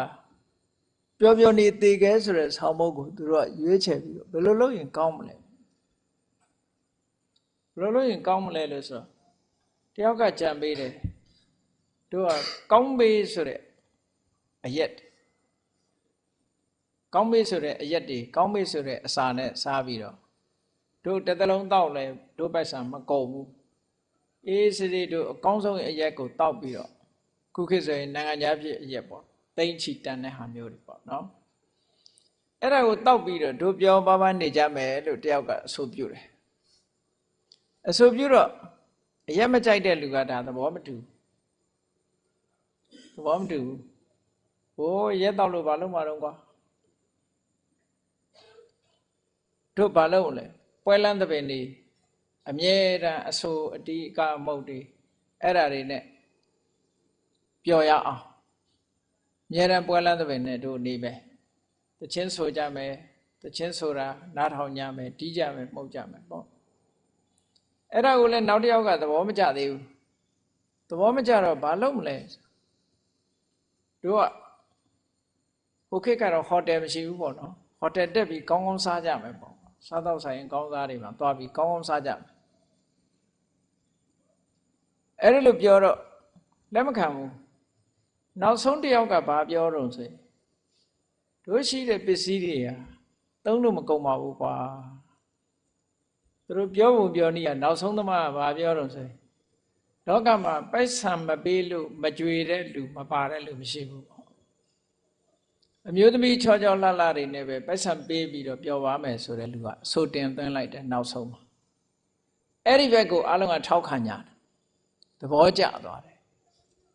နောက်ဆုံးမှာသူတို့ရှိသမျှစီးစိမ်တွေသုံးဖြုံပြီးတော့အဲ့ဒါလို့လူဘဝမှာရှိသမျှစီးစိမ်တွေကိုသုံးဖြုံပြီးတော့မဟုတ်တဲ့အလုပ်တွေကိုလုပ်ပြီးတော့ဒီတထေးသားလေးယောက်တည်သွားတဲ့အခါဘယ်ရောက်တုံးဆိုရင်အဝေးကြီးငယ်ကျသွားကြတယ်သူတို့ပြောသွားတဲ့အမျိုးသမီးတွေကလည်းမလွတ်မလပ်သူတစ်ပါးရဲ့နော်တချို့ကအိမ်အောင်ရှိတဲ့အမျိုးသမီးတွေပတ်စံပေးစီးယုံပြီးတော့အဲ့ဒါလို့ပရထာရသူတစ်ပါးသားမယားကိုဖျက်ဆီးတဲ့ပုံကိုယ်တွေတည်တဲ့အခါကျတော့သူတို့လုပ်တဲ့လုပ်ရကြောင့်အပင်ငယ်ကျသွားကြတယ်အဲ့ဒီအပင်ငယ်လွတ်လာတဲ့အခါကျတော့လောဟကုံဘီလို့ခေါ်တဲ့အိုးကြီးထဲမှာခြေအိုးကြီးထဲမှာရေဘူးတွေပွက်ပွက်ဆိုးနေတဲ့အထဲမှာသူတို့၄ယောက်ဟာနော်တူတူလှုပ်လှုပ်လာခဲ့တော့ငရဲမှာတူတူခံကြအတိတ်6000နဲ့သူတို့အဲ့ဒီငရဲအိုးကြီးထဲမှာအနှစ်6000မြုပ်ချီပေါ်ချီနဲ့အဲ့ဒါလိုနေတာအဲ့ဒီငရဲအိုးကလည်းဘယ်နှမှာရှိတာတော့လို့ဆိုတော့သာဝတိပြည်နီးမှာရှိပုံရတယ်ညကြလို့ရှင်အတန်နဲ့ကြီးနဲ့អော်တဲ့အတန်တခါတော့ကခောသလမင်းကြီးကကြားလိုက်တယ်အားလုံးဗမာတွေကြားဖို့တဲ့စကား၄ခွန်းရှိတယ်ဒုတနာသောဆိုစကားလုံးဘုရင်ကြီးကအိမ်မပြောဘူးအိမ်မပြောတဲ့အချိန်မှာသူ့နားထဲမှာဒုဆိုတဲ့အတန်ကြီးကြားလိုက်ပြီးတော့ပျောက်သွားပြန်နောက်တစ်ခါနာဆိုတဲ့အတန်ကြီးကြားပြီးတော့ပျောက်သွားပြန်တယ်တာဆိုတဲ့အတန်ကြီးကိုကြားပြီးတော့ပျောက်သွားပြန်တယ်နာဆိုတဲ့အတန်ကြီးကြားပြီးတော့ပျောက်သွားတယ်နောက်ဆုံးမှာသောဆိုတဲ့အတန်ကြီးတစ်ခုကြားလိုက်ရတယ်ဒါပဲအဓိပ္ပာယ်ဖော်လို့မရဘူးဒုသနာသောဆိုတဲ့အတန်ကြီး၄ခုကြောက်မဲ့ဖွယ်ရအော်ဟစ်တဲ့အတန်ကြီး၄တန်ကိုကြားလိုက်ရတယ်တဲ့အိမ်မက်တယ်လို့ပေါ့လေညအိယာကနိုးနေတဲ့အချိန်မှာညကြီးမှာဒီအတန်စိုးကြီးနဲ့អော်တဲ့ဟာကိုကြားလိုက်ရတယ်အဲ့ဒါဘသူတွေကအတန်ပြုကြတာတုံးလို့ဆိုခုနကပရဒါရကံကိုကျူးလွန်ခဲ့တဲ့လူလောကမှာပျော်ပျော်နေမယ်ဆိုပြီးတော့စည်းစိမ်ချမ်းသာတွေကိုသုံးဖြုံပြီးတော့ပျော်ပါမှုကိစ္စတွေမှာသုံးဖြုံသွားတဲ့အဲ့တထေးသား၄ယောက်အဝိဇ္ဇငရဲလွတ်လာလို့အဲ့ဒီလောဟကုံဘီငရဲတဲ့ကိုရောက်လာတဲ့အခါတနေ့တစ်ချိန်တည်းပဲသူတို့ကအဲ့ဒီပွက်ပွက်ဆူးနေတဲ့ငရဲအိုးကြီးထဲမှာမြုပ်သွားရင်ကနေပြီးအောက်ကျမ်းပြင်ထိအောင်ဒဲအိုးဖင်ထိအောင်မြုပ်သွားပြီးတော့ပြန်ပေါ်လာတဲ့အချိန်မှာတယောက်မြင်လိုက်တဲ့အချိန်လေးမှာអော်လိုက်ကြတာသူတို့ပြောချင်တဲ့စကားကိုဆုံးအောင်မပြောနိုင်ဘူးပါဠိစကားကသူကပထမလူကဒုဆိုတာဘာပြောချင်တာတုံးလို့ဆိုတော့သူကဒုဇီဝိတာမသဝေမှာတို့မဟုတ်တရုပ်နီးတွေနဲ့အသက်မွေးခဲ့တယ်လို့သူပြောချင်တာနော်ဒုဆိုလိုက်ခါရှိတယ်ပြန်မြုပ်သွားငရဲအိုးတယ်ပြန်မြုပ်သွားလို့ဆက်ပြောလို့မရတော့ဘူးရေထဲပြန်မြုပ်သွားတယ်သူပြောချင်တာဒုဇီဝိတမသဝေမှာတို့ဟာလူဘဝမှာကောင်းကောင်းမနေခဲ့ကြဘူးတဲ့လူဆိုးလူမိုက်တွေလုပ်ခဲ့ကြတယ်တို့မှာပစ္စည်းဥစ္စာတွေရှိတယ်ပစ္စည်းဥစ္စာတွေရှိပါရဲ့သားနဲ့တို့သူတော်ကောင်းသူတော်မြတ်တွေကိုလည်းပဲလူမှုတမ်းမှုမပြုခဲ့ကြဘူးတဲ့နောင်တရပြီးတော့ပြောတဲ့စကားတစ်ခုပဲတို့ဟာတော်တော်ဆိုးတာပဲလူဘဝရောက်တုန်းကတို့ဟာလူဆိုးတွေပဲတော်တော်ဆိုးခဲ့ကြတယ်ဆိုးသွမ်းနဲ့ခဲ့ကြတယ်ပစ္စည်းဥစ္စာချမ်းသာရဲ့သားနဲ့တို့တွေကိုဘဝရဲ့ ယတ္တိမှုကုသိုလ်ကောင်းမှုတို့မလုပ်ခဲ့ကြရဘူးဆိုတဲ့အဓိပ္ပာယ်နဲ့ဒီလိုပြောတာဒါမြတ်စွာဘုရားကပြန်ပြီးတော့ဒီအဓိပ္ပာယ်ကိုဖော်ပေးတာဒုစီဝိတမတ်စီဝိမယေတန္တေနတတံမှတ်သေးတို့တွေဟာမကောင်းတဲ့နည်းနဲ့အသက်မွေးကြတယ်နော်ဝိဇ္ဇမာနေတုဘောဂေတုဒီပန္နာကမ္မအတ္တနောပစ္စည်းဥစ္စာတွေရှိရတဲ့နဲ့သူတော်ကောင်းတွေကိုလည်းမပေးခဲ့ဘူးကုသိုလ်ကောင်းမှုတွေဘာတွေမလုပ်ခဲ့သည့်အတွက်ကြောင့်ကိုယ့်အတွက်ယတ္တိယာဆိုတာဘာမှမရှိခဲ့ဘူးလို့ဒီအဓိပ္ပာယ်နဲ့ပြောချင်တာစကားကိုပြည့်စုံအောင်မပြောနိုင်ဘဲနဲ့မြုပ်ထွက်သွားတယ်လူစိုးလိမိုက်တွေရဲ့သွားရလမ်းဟာဒီလိုပဲပေါ့ကိုပြောချင်တာလည်းပြောလို့မရတော့ဘူးပေါ့ဟောနောက်တစ်ယောက်ကတဆိုတဲ့စကားလုံးကိုပြောချင်တဲ့လူကဘာပြောချင်တာတုံးဆိုအပြည့်အစုံကမြတ်စွာဘုရားအဓိပ္ပာယ်ဖော်ပြတယ်တဆိုတဲ့အတန်ကြီးကဘာတုံးဆိုလို့ရှိရင်တတ္ထိဝတ္တသဟတာနိပရိပုံနာနိတပ္ပသောနိရိယေပစ္စမန္နနံဂရအန္တောဘဝိတ္တိသူပြောချင်တဲ့အဓိပ္ပာယ်အပြည့်စုံကတို့တွေဟာတဲ့ခုဒီငရဲမှာအနှစ်6000တောင်ရှိနေပြီ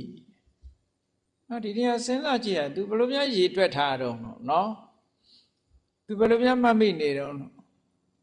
အနှစ်6000တောင်ရှိနေပြီလို့သူပြောကြတာတဲ့တတ္ထိဝတ္တသဟတာနိပရိပုံနာနိတပ္ပသောငရဲရောက်နေတာတို့အနှစ်6000အေးငရဲနေတဲ့လူတွေတော့ဘယ်လိုတွက်တယ်တော့မသိဘူးတချို့ထောင်ထဲမှာတိုက်ပိတ်ခံရတဲ့ပုံကိုယ်တွေဘာတွေကြတော့သူတို့အမှတ်သားကလေးတစ်ခုလောက်ထားတာဘယ်နှစ်ရက်ဆိုတာကိုလောက်တတ်တဲ့ပုံကိုယ်ကြတော့အဲ့ဒီရက်တွေဘာတွေသိတယ်ဘယ်နှစ်ရက်ကြာတယ်ဆိုတာအဲ့တော့ဒီငရဲသားကလည်းသူမှတ်သားသားထားလို့သူအနှစ်6000ဆိုတာတွက်လို့ရတာဖြစ်လိမ့်မယ်ပေါ့သူကပြောတယ်အနှစ်6000တော့ပြည့်လာပြီတို့မှာငရဲကြာနေတာအနှစ်6000တောင်ရှိလာပြီဘယ်တော့မှလွတ်ရပေါ်ပါမလဲဘယ်တော့မှလွတ်ကြမလဲညီးတွားတဲ့အတန်ကလေးတစ်ခုနောက်တစ်ယောက်ကနာဆိုတဲ့အတန်ကြီးပြောပြီးတော့မြုပ်သွားတယ်အဲ့ဒီလူရဲ့စကားလုံးကိုအဓိပ္ပာယ်မြတ်စွာဘုရားဖော်တဲ့အခါကျတော့နတ္ထိအန္တောကုတောအန္တောဘယ်မှာတို့အဆုံးရှိမလဲဘယ်လိုလုပ်တို့ဆုံးနိုင်တော့မလဲနေရခံနေရတာလွတ်ရမရှိဘူးတို့တွေမှာနော်နာအန္တောပရိဒိဋ္ဌတိဆုံးကတိုင်ဖို့ဆိုတာဘယ်တော့မှမတွေ့ဘူးတဲ့ယတာဟိပကတံပါမမမတုံရှံစမာရိတတငယ်ချင်းတို့မင်းလည်းမကောင်းတာတွေလုပ်ခဲ့တယ်ငါလည်းမကောင်းတာတွေလုပ်ခဲ့မင်းနဲ့ငါတို့မကောင်းတာတွေလုပ်ခဲ့တာတွေရဲ့ဆိုးကျိုးတွေကိုတို့တွေဟာအခုချိန်ထိလွတ်ရမရှိခံနေရတယ်ဘယ်တော့မှအဆုံးသတ်မလဲမသိဘူးလို့ပြောချင်တာတဲ့နဆိုတဲ့အဓိပ္ပာယ်ကြီးကအဲ့လိုသောဆိုတဲ့အဓိပ္ပာယ်ကြတော့ဘာတော့ဆိုရင်နောက်ဆုံးလူကသောဟံလူနဣတောခန္ဓဝါယောနိလတ္ထာနမာနုတံအေးလူဘဝဒီငရဲကလွတ်လူဘဝပြန်ရောက်သွားပြီဆိုလို့ရှိရင်တဲ့ဝဒိညုသီလတံပန္နောဒိမာမယ်ကိုကျင့်တရားတွေကောင်းအောင်နေမယ်အလူကံပုဂ္ဂိုလ်တွေကိုရဲရောလှူမယ်လူကံပုဂ္ဂိုလ်တွေရဲ့စကားကိုနားလည်မယ်ကာဟာမိကုသလံဘောဟောကုသိုလ်တွေအများကြီးလုပ်မယ်တဲ့ဟောဒီငရဲကလွတ်သွားတာနဲ့တပြိုင်နက်လူပုံရလာတဲ့အခါမှာတို့ဟာကိုကျင့်တရားတွေကောင်းအောင်လုပ်ပြီးတော့ဒါနကောင်းမှုတွေလုပ်မယ်လို့နောင်တစကားကိုဆိုတာဒါကနော်နောင်တစကားကိုဆိုတာလောကမှာနောင်တရသွားပြီဆိုရင်ငါအရင်ပုံစံပြန်ရောက်လို့ရှိရင်တော့ငါကောင်းတာတွေလုပ်တော့မယ်လို့ဆိုတဲ့နောင်တစကားပြအဲ့ဒီဒုသနာသောဆိုတဲ့ဒီစကားလုံးကြီး၄လုံးကိုရွတ်ဆိုပြီးတော့မြုပ်သွားတဲ့ပုဂ္ဂိုလ်တွေဟာတစ်ချိန်တုန်းက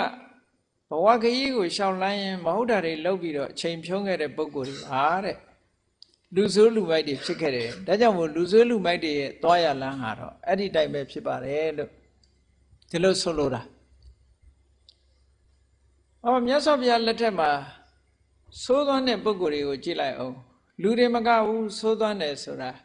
နတ်တွေဘလူတွေထဲမှာလည်းရှိတယ်ပေါ့သိုးသွမ်းမှုဆိုတာဇယိုက်တစ်ခုဆိုတာလိုက်သွားတတ်တယ်ဘုန်းကြီးတို့အဲ့ဒါသတိထားမိတယ်စကိုင်းတောင်ကဘုန်းကြီးတို့ကျောင်းမှာ ခွေးလေးခွေးလင်းနေအကောင်340လောက်ရှိတယ်ပေါ့ခွေးလေးခွေးလင်းဆိုတာကျောင်းကမွေးထားတဲ့ခွေးတစ်ကောင်မှမရှိဘူး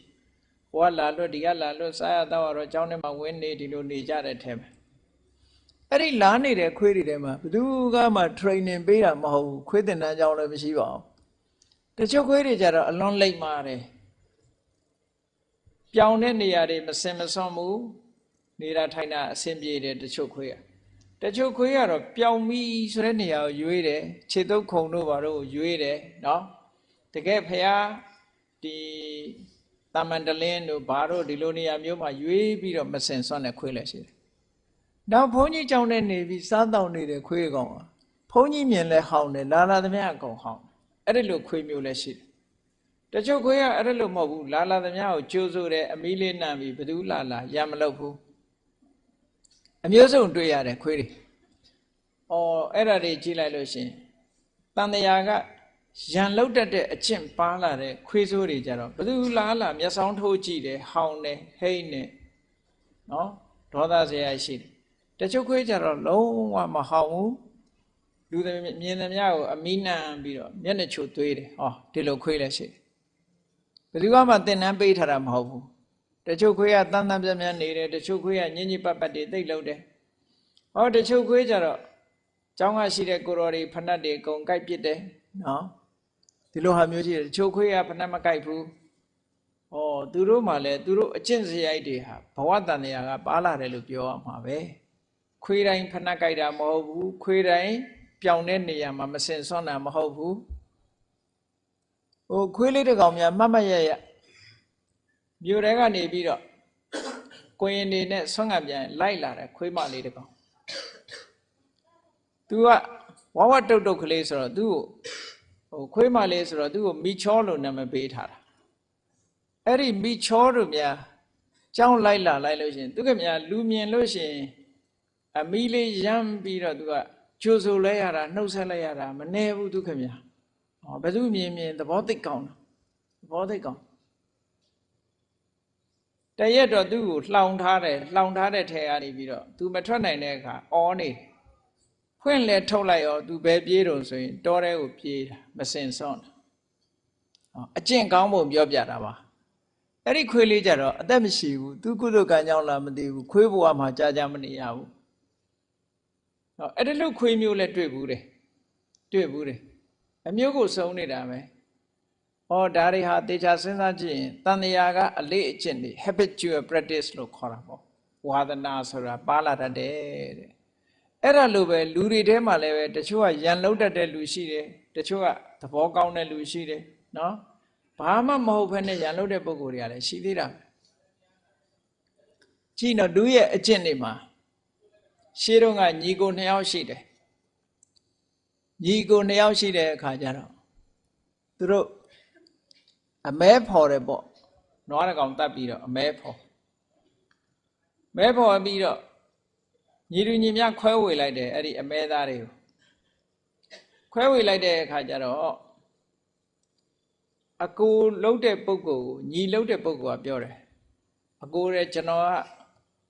မိသားစုများပါတယ်တဲ့ခင်ဗျားသူတို့အိမ်အောင်နေနဲ့ဆိုကိုသားသမီးများတယ်ပေါ့လေညီလှုပ်တဲ့လူကသားသမီးများတယ်အကိုလှုပ်တဲ့လူကသားသမီးမရှိဘူးသို့တော့ခွဲဝေထားပြီးသားအမဲသားကိုခွဲဝေထားတာခွဲဝေထားတော့ညီလှုပ်တဲ့လူကပြောတယ်အကိုကျွန်တော်ကလူများတယ်ကျွန်တော်ကိုဒီအမဲသားဥတွေပါတွေကျွန်တော်ကိုပေးပါပေါ့အပိုးတွေသူ့ကိုပေးပါလို့ပြောတာ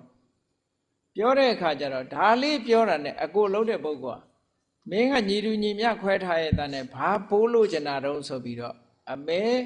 ခုတ်တဲ့ဓာတ်နဲ့အဲ့ဒီညီကိုခုတ်တတ်ပြစ်တယ်ဇရိုက်ဆိုတာဘလောက်ကြောက်စရာကောင်းတော့နော်ပြီးတဲ့အခါကျတော့ညီလက်တည်သွားရောဘာဖြစ်တုံးဆိုသူအဲ့ဒီကြတော့မှနောင်တရပြီးတော့တစ်သက်လုံးသူလောက်ခဲ့တာမှားပြီဆိုပြီးတော့အဲ့ဒီလူဟာတရှောင်ရှောင်နဲ့ယောဂရစိတ်တွေဆင်းရဲပြီးတော့စားသမျှအစာတွေကလည်းအစီဩဇာမဖြစ်ဘူးဒီတောကကြီးနဲ့သူဟာမကြခင်မဲ့သူလည်းအသက်ဆုံးသွားတယ်တဲ့ဘာဖြစ်တာတော့ဆိုရင်ကိုတောင်းရမလားဆိုတဲ့စိတ်ဆိုးပြီးတော့ထလောက်လိုက်တာ ဒီကနေ့ခေတ်မှာလည်းပဲသတင်းစာတွေဘာတွေထဲမှာဖတ်ကြည့်မယ်ဆိုရင်တခါတရံဒါမျိုးတွေရှိတတ်တယ်လေမဖြစ်တော့တဲ့ကိစ္စလေးနဲ့ဒေါသထွက်ပြီးတော့လူတတ်မှုကျွလွန်သည့်အထီအောင်ဖြစ်သွားတတ်တယ်ဒါတွေဟာဇေယိုက်ဆိုးတွေပဲပေါ့နော်ဘဝကဒီဇေယိုက်ဆိုးတွေကိုမပြင်ဘူးဆိုရင်ဒုက္ခရောက်မှာပဲတဲ့ဒါလူဆိုးလူမိုက်ဆိုတာဒီလိုဖြစ်တတ်တယ်လုတ်ပြီးတာနဲ့တပြိုင်နက်သူတို့ဒုက္ခရောက်တတ်တယ်နောက်တစ်ခုဒီလူတွေဟာဒီရက်စက်မှုဆိုတာမျိုးတွေကိုအခြေပြုထားတာတွေရှိတတ်တယ်ရက်စက်မှုအခြေပြုထားတဲ့ပုဂ္ဂိုလ်တယောက်နွားသက်သမားတယောက်နှစ်ပေါင်း90ကျော်နွားသက်ပြီးတော့ရောင်းချပြီးအသက်မွေးတယ်အဲ့ဒီလိုရောင်းချပြီးတော့အသက်မွေးတဲ့အခါမှာတနေ့တော့သူနွားသက်ပြီးတော့ရောင်းချတာပေါ့နော်ရောင်းချပြီးတဲ့အခါကျတော့သူကြိုက်တဲ့အသားလေးအိမ်ကအမျိုးသမီးကိုပေးထားခဲ့ပြီးတော့ရေသွားချိုးတယ်ပေါ့အသားတွေပဲအကုန်ရောင်းပြီးတော့သူစားဖို့ခြံထားတာလေးကိုဒါလေးကိုချက်ထားလိုက်ပါဆိုပြောပြီးတော့မြစ်သွားပြီးရေချိုးတယ်သူရေချိုးသွားနေတဲ့အချိန်မှာအမတန်ရင်းနှီးတဲ့တန်ငယ်ချင်းတယောက်ကရောက်လာတယ်ဟေးအမဲသားမရှိတော့ဘူးလားမရှိတော့ဘူးလားအသားမရှိတော့ဘူးလားမရှိတော့ဘူးတရားသူစားမလို့ထားခဲ့တဲ့အသားလေးပဲရှိတယ်အကုန်လုံးရောင်းပြီးကုန်ပြီးဆိုဟိုလူကငါအိမ်ဧည့်သည်လာလို့ကွာတဲ့ဒါလေးတော့မဖြစ်မနေငါပေးပါဆိုပြီးအတင်းစွတ်ယူသွားတာနော်အမဲသားကိုအတင်းစွတ်ယူသွားတယ်ဟိုလူကရေပါချိုးပြီးတော့ပြန်လာတဲ့အခါထမင်းမွဲပြင်အမျိုးသမီးကရှိတဲ့ထမင်းဟင်းနဲ့ကျွေးတော့ဘယ်မလဲတဲ့အမဲသားပေါ့ဆိုတော့ရှင်းတငယ်ချင်းလာတယ်တဲ့လာပြီးတော့သူ့အိမ်ဧည့်သည်ရောက်လို့ဆိုပြီးတော့ဒါကိုမပေးဘဲနဲ့စွတ်အတင်းယူသွားတယ်တဲ့ပြောလို့လည်းမရဘူးပေါ့အဲ့ဒီကြတော့သူကဘာလုပ်လဲအမဲသားမပါရင်ငါထမင်းမစားနိုင်ဘူးတဲ့ဆိုပြီးတော့ဓာတ်ကင်ပြီးတော့ဆင်းသွားတာအဲ့နောက်ဖေးမှာရှိတဲ့နွားဟောင်းပါဇက်ဖြဲပြီးတော့ရှာကိုလှီပြီးတော့အဲ့ဒီရှာကိုချက်ခိုင်းနေတယ်ကဲစဉ်းစားကြည့်နော်ဘလောက်ရက်ဆက်တယ်ဆိုတာနွားပါဇက်အတင်းဖြဲပြီးတော့နွားရဲ့ရှာကိုဆွတ်ထုတ်ပြီးတော့အဲ့ဒါဓာတ်နဲ့လှီနွားကလည်းပဲရှာကြီးပြတ်သွားတဲ့အခါအော်ဟစ်နေတာပေါ့ဘယ်သေးဦးမှာတော့အဲ့ဒါချက်ခိုင်းတယ်ချက်ခိုင်းပြီးတော့စားတယ်အဲ့ဒီနွားရဲ့ရှာကိုချက်ပြီးတော့သူ့ပါဇက်ထဲလည်းထည့်လိုက်ရောရှာနဲ့လည်းထိလိုက်ရောသူ့ရှာကြီးကလည်းပြတ်ကျသွားတယ်နှစ်ပေါင်း90သူကအမဲတက်လာနွားတက်လာတဲ့သူဒီကနေ့တော့သူဒုက္ခရောက်မဲ့နေဖြစ်လာအဲ့ဒီအမဲသားအမဲနွားရဲ့ရှာကိုသူ့ရှာပေါ်တင်လိုက်တာနဲ့တပြိုင်နက်သူ့ရှာပြတ်ကျသွားပြီးတော့နွားအော်သလိုအော်ပြီးတော့သူလည်းသိရတာအဲ့ဒီလိုနွားအော်သလိုအော်နေတဲ့အချိန်မှာအဲ့ဒီမျိုးသမီးကသူ့သားကိုခေါ်ပြောတယ်ငါသားကြည့်မင်းအဖေကြည့် तू ကရက်ဆက်လိုက်တာမင်းဒီအိမ်မှာမနေနဲ့တော့တို့ကိုလည်းဘာမှကြည့်မနေနဲ့မင်းလွတ်ရကြွအပြည့်တော့ဒီဒုက္ခမင်းပေါ်ရောက်တော့မှာလို့ဆိုပြီးတော့အမေလှုပ်တဲ့လူကလွတ်လိုက်တယ်အဲ့ဒီသားသူကတော့တကယ်သူပြည်သွားပြီးတော့ပညာသင်တော့ဗဒိန်ဆရာအလုပ်ငန်းနဲ့အသက်မွေးတယ်ဟောဗဒိန်လုပ်ငန်းနဲ့အသက်မွေးသွားတယ်နွားသက်သမားအလုပ်မဟုတ်တော့ခုနကနွားသက်သမားချိသူလုပ်တဲ့အလုပ်တွေရဲ့အကျိုးဆက်ကိုသူခံရတဲ့အခါမှာနွားလိုអော်ပြီးတော့တည်ရတယ်တဲ့ဟောအမှန်တမ်းရက်ဆက်တဲ့လောက်ရက်တွေရဲ့အကျိုးဒါမျိုးကိုပြောတာလူဆိုးလူမိုက်ဆိုတာနော်ဆိုးလဲဆိုးတယ်မိုက်လဲမိုက်တယ်ဟောနောက်တစ်ခုကြည့်အောင်မလားလူဆိုးလူမိုက်ဆိုတာလူဆိုးလူမိုက်ကိုကြည့်အောင်မယ်လားလူတွေမကဘူးနတ်တွေဘလူးတွေလည်းအမိုက်အကန်းတွေရှိတာပဲအကျင့်ကပါလာတာလေခုနပြောသလိုခွေးကလည်းမိုက်တာပဲခွေးဖြစ်ရင်လည်းခွေးမိုက်ပဲနွားဖြစ်ရင်လည်းနွားမိုက်ပဲတွေ့ဦးကြပါလိမ့်မယ်နွားလည်းသဘောကောင်းတဲ့နွားရှိတယ်ဆိုးတဲ့နွားရှိတယ်ခွေးကလည်းဆိုးတဲ့ခွေးရှိတယ်သဘောကောင်းတဲ့ခွေးရှိတယ်အဲ့ဒါလို့တိရစ္ဆာန်တွေထဲမှာလည်းပဲဒီလိုရှိတယ်လို့ပဲနတ်တွေပါတွေဖြစ်သွားတဲ့အခါမှာလည်းပဲထို့တူပဲနတ်ဆိုးနတ်မိုက်ဖြစ်တာပဲလူဆိုးလူမိုက်ကနတ်ဆိုးနတ်မိုက်ဖြစ်တယ်တခါတော့ရှင်သာရိပုတ္တရာမထေရမြတ်ကတပောရာဆိုတဲ့တောင်ကြားတစ်ခုခုခေတ်ဆိုရင်တော့ဗေလီပေါ့နော်မှာပြေမှာဟိုရန်ကုန်မှာခေါ်တဲ့ရွှေတောင်ကြားတို့ဘာလို့နော်တောင်ကြားတွေပေါ့ဗေလီဆိုတဲ့တောင်ကပယံတောင်ကြားတွေတောင်နှလုံးကြားကရှူထဲမှာရှင်သာရိပုတ္တရာနဲ့ရှမောက္ကလန်တို့နှစ်ပါးတောအကြောင်းလေးမှာသတင်းသုံး ရှင်သာရိပုတ္တရာအဲ့ဒီနေ့ခေါင်းလေးကိုရိတ်ထားတာပြောင်းနေလာပြီနေရလဲလာပြီနေကြီးကျောင်းပြင်ဘက်မှာလည်းပဲကျောင်းကန်းရဲ့အပြင်ဘက်ကိုထွက်ပြီးတော့ဈဉ္ဉံဝရန္တာလေးမှာထွက်ပြီးတော့ရှင်သာရိပုတ္တရာထိုင်နေတယ်လာပြီနေကြီးဆိုတော့လာကလည်းအဲ့ဒီမှာတာတော့ခေါင်းပေါ်မှာလာရောင်ကျနေတဲ့အခါခေါင်းကလည်းရိတ်ထားကစားဆိုတော့ပြောင်းနေတယ်ရှင်မောကလန်ကခလန်းလန်းတနေရာမှာသတင်းသုံးနေတယ်သူကြောင်းနေသူအဲ့ဒီအချိန်မှာမြောက်ကနေပြီးတော့တောင်ကိုသွားတဲ့ဘလူးနှစ်ကောင်ကောင်းကင်ယံကသွားတာကောင်းကင်ယံကနေပြီးတော့အဲ့ဒီတောင်ကျောကြီးကိုဖြတ်လိုက်တဲ့အခါကျတော့ရှင်သာရိပုတ္တရာခေါင်းလာတာထဲမှာပြောင်ပြောင်လေးမြင်တဲ့အခါကျကြည့်ပါဆိုးမိုက်တဲ့ကောင်ဆိုတာဘလို့အတွေးပေါက်တယ်လဲစဉ်းစားကြည့်သူကသူခေါင်းပြောင်တာဘာဆိုင်လဲသူကဘယ်လိုစိတ်ကူးတော့စေဒီခေါင်းပြောင်ပြောင်လက်သီးနဲ့ငါထိုးရရင်ကောင်းမှာပေါ့တက်တက်မဲ့ကြည့်လေမကောင်းတဲ့အကြံကိုကြံတယ်ဆိုတာလူဆိုးလူမိုက်ဟာလေကြည့်ခေါင်းပြောင်ပြောင်မြင်တော့လက်သီးနဲ့ထိုးခြင်းစိတ်ပေါက်တယ်ထိုးခြင်းစိတ်ပေါက်တော့အနားနာနေတဲ့သူတငယ်ချင်းကိုပြောတယ်သူနဲ့တူတူသွားတဲ့လူငါဒီရန်ခေါင်းသွားပြီးတော့လက်သီးနဲ့ထိုးမယ်ဟာဟဲ့ကောင်မလုံးနဲ့မင်းဒီရန်ကတကိုးကြီးတယ်သွားမလုံးနဲ့မရဘူးမနေနိုင်ဘူးလုံးမယ်မလုံးနဲ့မင်းတကိုးကြီးတယ်ဒုက္ခရောက်လိမ့်မယ်ပြောပြောဆိုဆိုဟိုတကောင်ကတားတယ်မင်းအလုံးမရှိလှုပ်ရှာကိုလန်းကိုမသွားဘူးနော်ကိုလန်းကိုမသွားဘူးဟိုကတမဘတ်ဝင်စားပြီးတော့ရဟန္တာမထေရမြတ်ကြီးလာရောင်ထဲမှာထိုင်နေတာအဲ့ဒါဝင်ပြီးတော့သွားပြီးခေါင်းကိုလက်သီးနဲ့သွားထိုးတယ်ထိုးပြအောင်ထိုးတာသူထိုးလိုက်တဲ့လက်သီးထန်ချက်ကဘလူးရဲ့လက်သီးဆိုတော့ပြင်းတာပေါ့အခုကဟိုပေါင်းစားတွေရဲ့လက်သီးတွေပြင်းမှာပေါ့နော်အရင်တော့နာမည်ကြီးတဲ့ Cassius Clay တို့ရဲ့လက်သီးတွေပြင်းမှာပေါ့ဘယ်လောက်ထိအောင်ပြင်းတယ်လဲဆိုတော့သူ့ရဲ့လက်သီးတန်ချက်ကို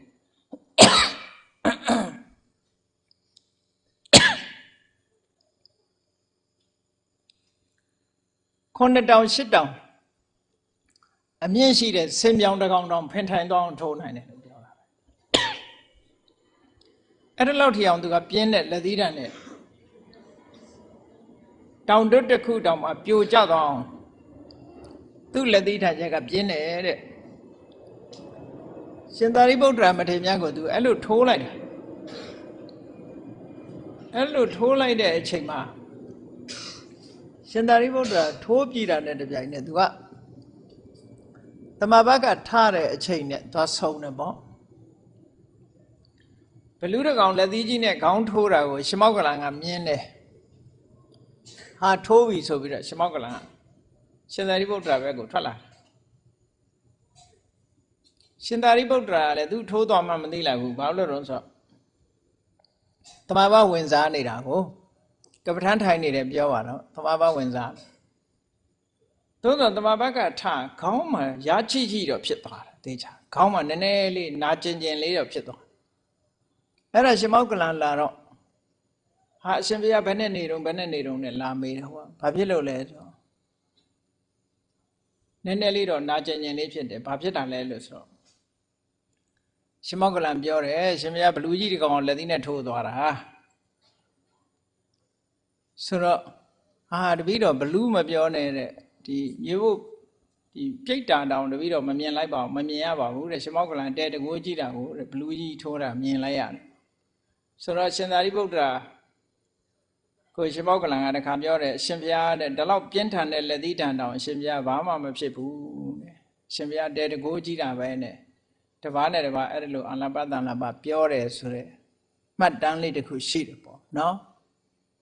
အဲ့ဒီမှာလဲအဲ့ဒီဘလူးဟာဘာမှမဟုတ်ဘဲနဲ့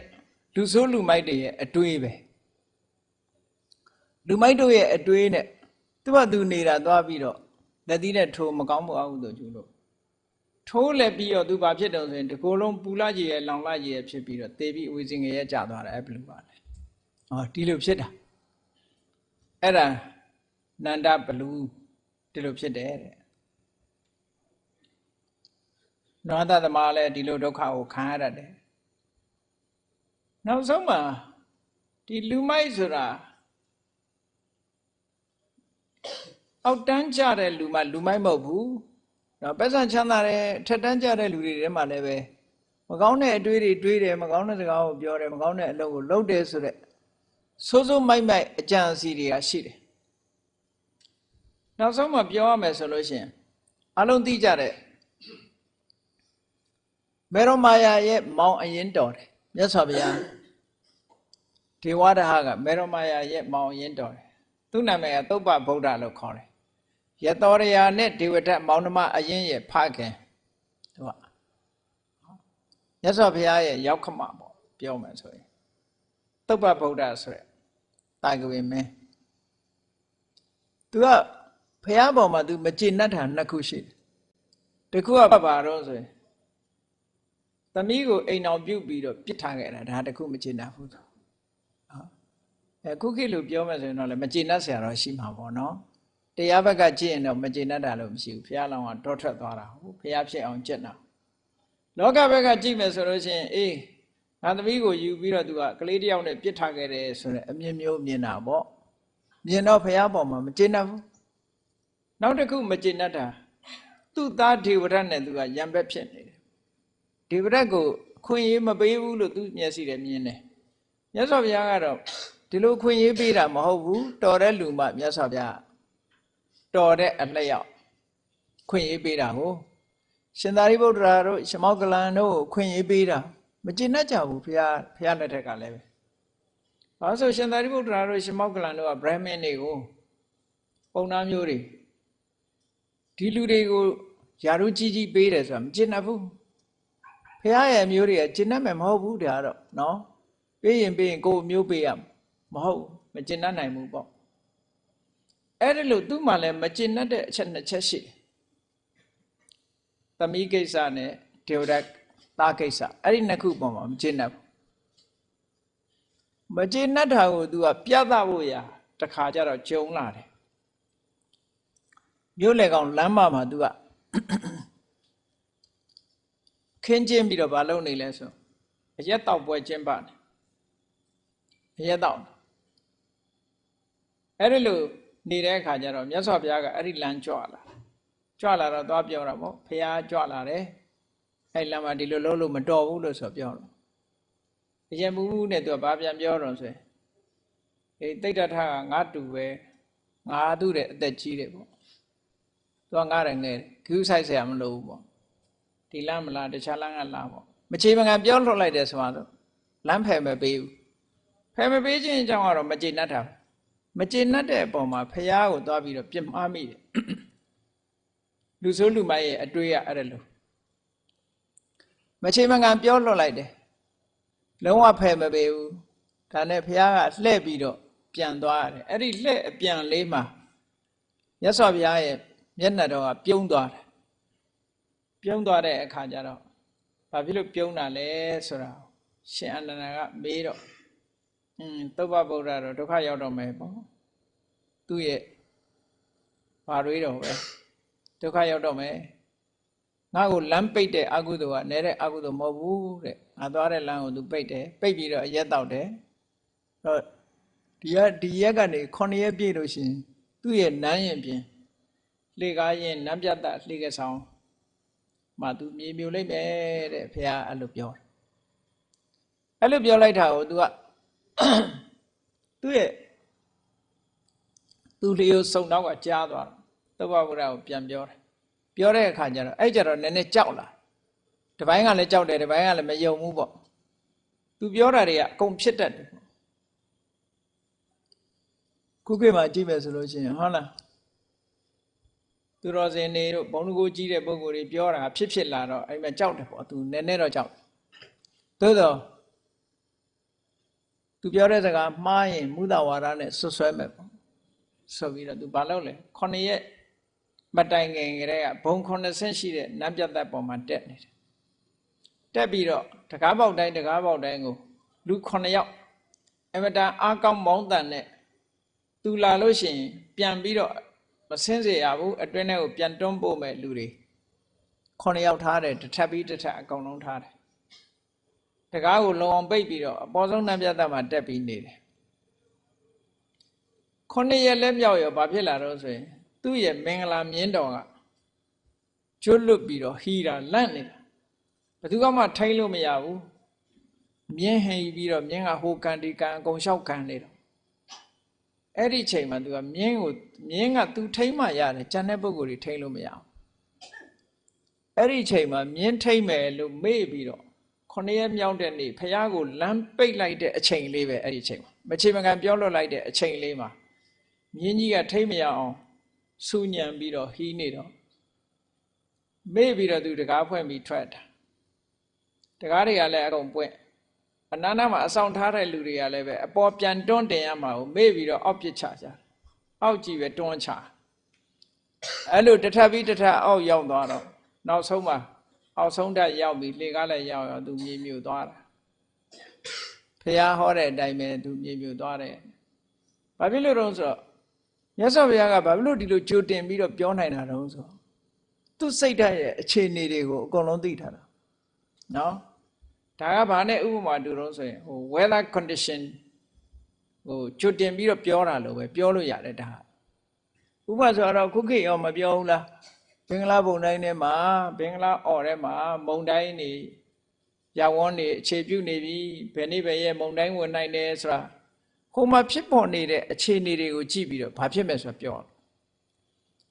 အဲ့တော့မြတ်စွာဘုရားကလည်းဒီသုဘဗုဒ္ဓဒီလိုဖြစ်လိမ့်မယ်ဆိုတဲ့အခြေအနေဟာဘာကိုကြည့်ပြောတာတော့လို့ဆိုရင်အဲ့ထက်မှသူ့ရဲ့ယင်တဲ့နှလုံးထဲမှာရှိတဲ့အခြေအနေတွေကိုကြည့်လိုက်တယ်မြတ်စွာဘုရားသူပြောတဲ့စကားသူ့ရဲ့ယင်တဲ့နှလုံးထဲမှာရှိတဲ့ဖះပေါ်မှာအမတန်ကြီးမားတဲ့ညာညို့မှုကျင့်တတ်တာတကူမှမရှိတော့မရှိသည့်အတွက်ကြောင့်အဲ့ဒီအကုသိုလ်ကတုံ့ပြန်လာမယ်ဆိုတာမြတ်စွာဘုရားသိလို့ကြိုတင်ပြီးတော့ပြောတာဒီအကုသိုလ်ရဲ့အကျိုးဆက်ကဒီ9 ရက်မြောက်တဲ့နေ့မှာအကျိုးပေးမယ်ဆိုတော့မြတ်စွာဘုရားအတိအကျပြောလို့ရတယ်ပေါ့ဇာတိဥရုတစ်ခုမုံတိုင်းကြီးတိုက်တော့မယ်ဆိုရင်အခြေပြုတ်နေတယ်လို့ပဲဒီပုဂ္ဂိုလ်ရဲ့တဏ္ဍာမှာအခြေပြုတ်နေတဲ့အချက်လက်တွေကိုကြည့်ပြီးမြတ်စွာဘုရားအနာဂတ်ကိုမှန်အောင်ပြောနိုင်တာဟောနိုင်တာအဲ့ဒါကြောင့်မို့လို့ဟောလို့ရတာပေါ့ condition တွေကိုကြည့်တာပေါ့အေးအဲ့ဒါလို့သုဘဗုဒ္ဓလည်းကြည့်စိုးစိုးမိုက်မိုက်စိတ်ကောင်းနှလုံးသားထားမယ်ဆိုတာမထားသည့်အတွက်ကြောင့်သူလည်းပဲမြေမြူပြီးတော့အဝိဇ္ဇငရဲကျသွားတယ်တဲ့သားဖ2 ယောက်စလုံးဟာအဝိဇ္ဇငရဲရောက်သွားကြတယ်ဒေဝဒတ်နဲ့အတူတူပဲယသောတရာကတော့စိတ်ကောင်းနှလုံးကောင်းနဲ့နောက်ဆုံးမှယဟန္တာမကြီးဖြစ်သွားပြီးတော့ပြိဋိဘံစံသွားပြီနော်အဲ့တော့ဆိုလိုတာကလူဆိုးလူမိုက်ဆိုတာတွေဟာလူဆိုးလူမိုက်တွေရဲ့သွားရလမ်းလူဆိုးလူမိုက်ဆိုတဲ့အခြေအနေတွေသွားရလမ်းတွေဟာအကောင်းမရှိဘူးအဆိုးတွေကြီးပဲနောက်ဆုံးမှာငရဲတိရစ္ဆာန်ပြိတ္တာအတူတကယ်ဆိုတဲ့အပယ်၄ပုံမှာဒုက္ခကြီးစွာရောက်ကြရတယ်တဲ့လူဆိုးလူမိုက်တွေဟာဒါကြောင့်မလို့ဒီလူဆိုးလူမိုက်ဆိုရယ်ဆိုးတယ်မိုက်တယ်ဆိုတဲ့သဘာဝတရားတွေဟာအပြင်ကလာတာမဟုတ်ပါဘူးကိုယ့်ရဲ့ရင်ထဲနှလုံးထဲမှာဖြစ်ပေါ်လာတာတွေပါအဲ့ဒီဖြစ်ပေါ်လာတာတွေကိုကိုယ်တိုင်ရှင်းမှပဲရပါတယ်ဆရာမိဘတွေဆိုတာဆွဆုံးမယုံပဲဆွဆုံးမလို့ရတယ်ဒီလိုဆိုးမိုက်တဲ့အရာတွေမိမိရဲ့ရင်ထဲမှာထားမယ်ဆိုလို့ရှိရင်ထိုလူဆိုးလူမိုက်တို့ရဲ့သွားရလမ်းဟာဒီတိုင်းပဲရှိပါတယ်ဆိုတာကိုအားလုံးကိုစီသဘောကျပြီးမြတ်စွာဘုရားဟောကြားတော်မူခဲ့တဲ့ဒီလူဆိုးလူမိုက်နဲ့ပတ်သက်တဲ့အကြောင်းအရာအချက်လက်တွေကိုတတိတံဝေကကြီးစွာထားပြီးတော့လူတော်လူကောင်းဖြစ်အောင်ကြင်ကြံကြိုးကုပ်အားထုတ်နိုင်ကြပါစေကုန်သတည်း